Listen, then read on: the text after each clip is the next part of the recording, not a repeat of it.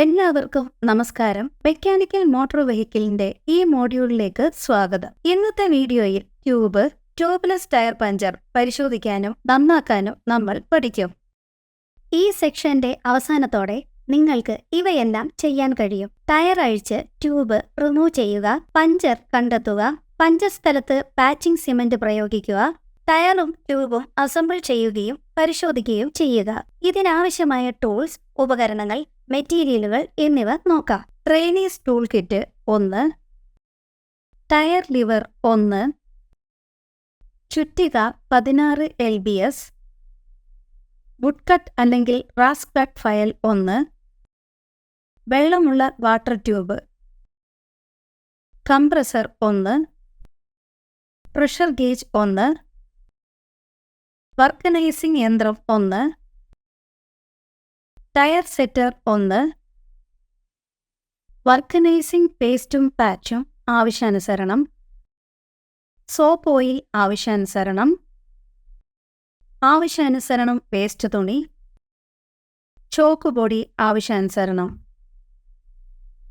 Soap വെള്ളം ഉപയോഗിച്ച് ടയറിന്റെ valve core പരിശോധിക്കുക.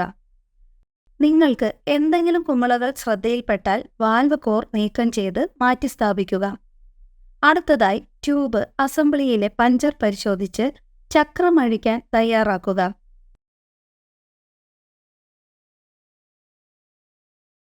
ഒരു വുഡ് സ്റ്റോക്ക് ഉപയോഗിച്ച് എതിർ ചക്രങ്ങൾ പരിശോധിക്കുക. ഒരു സ്ലൈഡ് ഹാമർ ഉപയോഗിച്ച് റിമ്മിനോട് ചേർന്നുള്ള ടയർ ഭാഗം ടാപ്പ് ചെയ്യുക. ടയറിന്റെ ബീഡിങ്ങിനും ഡിസ്കിനുമിടയിൽ ടയർ ലിവർ തിരുകുക. അത് നീക്കം ചെയ്യാൻ ഫോഴ്സ് ചെയ്യുക.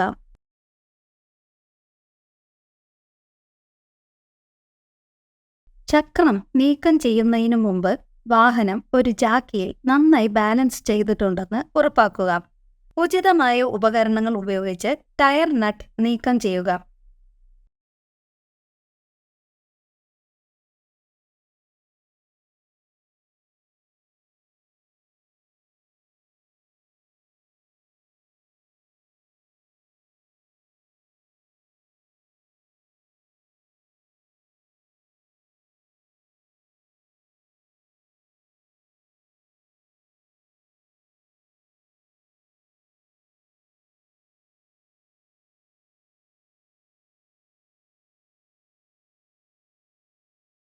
ടയർ അസംബ്ലി നീക്കം ചെയ്ത് ട്യൂബ് വേർതിരിക്കുക.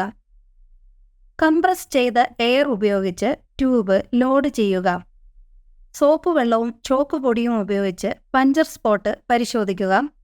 ഒരു മാർക്കിംഗ് ഡിവൈസ് ഉപയോഗിച്ച് പഞ്ചർ ചെയ്ത സ്ഥലം അടയാളപ്പെടുത്തുക. അങ്ങനെ അത് എളുപ്പത്തിൽ ദൃശ്യമാകും. ഇനി ട്യൂബ്ലെസ് ടയറാണെങ്കിൽ ടയർ അസംബ്ലി നീക്കം ചെയ്യാതെ മുകളിൽ പറഞ്ഞ നടപടിക്രമം തുടരുക. പഞ്ചർ സ്പോട്ട് കണ്ടെത്തിയ ശേഷം വായു ഇല്ലാതെ ട്യൂബ് ടയറിലേക്ക് റീലോഡ് ചെയ്യുക.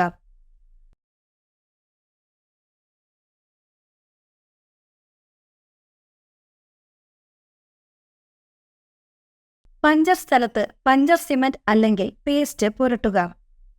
പഞ്ചർ സ്ഥലത്ത് പാച്ച് സ്ഥാപിക്കുക.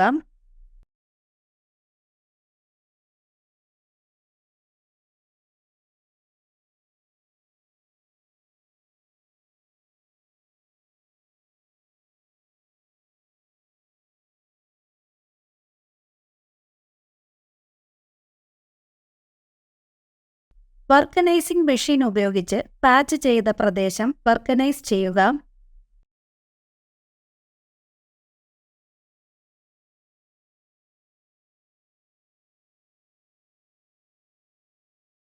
ഇത് തണുത്തു കഴിഞ്ഞാൽ ട്യൂബ് കംപ്രസ് ചെയ്ത എയർ ഉപയോഗിച്ച് റീലോഡ് ചെയ്യുക.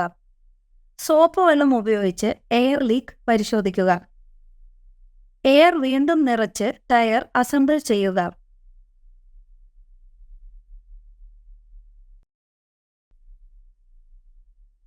ടയർ ട്യൂബ് ഇല്ലാത്തതാണെങ്കിൽ പഞ്ചർ സ്പോട്ട് കണ്ടെത്തുക. ടയർ റിം അസംബ്ലിയും അടിക്കുക. ടയർ അസംബ്ലിയുടെ ഇന്നർ സൈഡ് പരിശോധിക്കുക. ഒരു സ്കഫിംഗ് ടൂൾ ഉപയോഗിച്ച് പഞ്ചറായ സ്ഥലത്തിന് ചുറ്റും ടയറിന്റെ ഇന്നർ സർഫസ് റഫ് ചെയ്യുക. പഞ്ചറായ സ്ഥലം ചെറുതാണെങ്കിൽ സിമന്റ് പാച്ച് പുരട്ടുക. വലുപ്പം കൂടുതലാണെങ്കിൽ ഒരു പാച്ച് കൊണ്ട് മൂടുക. പാച്ചിൽ പ്രഷർ ചെലുത്തുക. അങ്ങനെ അത് ശരിയായി സെറ്റാകും. ടയറും റിമ്മും റീഇൻസ്റ്റാൾ ചെയ്യുക. കോർ വാൽവ് ശരിയായി ഇരിക്കുന്നുവെന്ന് ഉറപ്പാക്കുക. റിം അസംബ്ലി സെറ്റ് ചെയ്ത ശേഷം കംപ്രസ് ചെയ്ത എയർ ഉപയോഗിച്ച് ടയർ ലോഡ് ചെയ്യുക. സോപ്പ് വെള്ളം ഉപയോഗിച്ച് പഞ്ചർ സ്പോട്ട് പരിശോധിക്കുക. അവസാനമായി ടയർ സെറ്റ് വാഹനത്തിലേക്ക് അസംബിൾ ചെയ്യുക.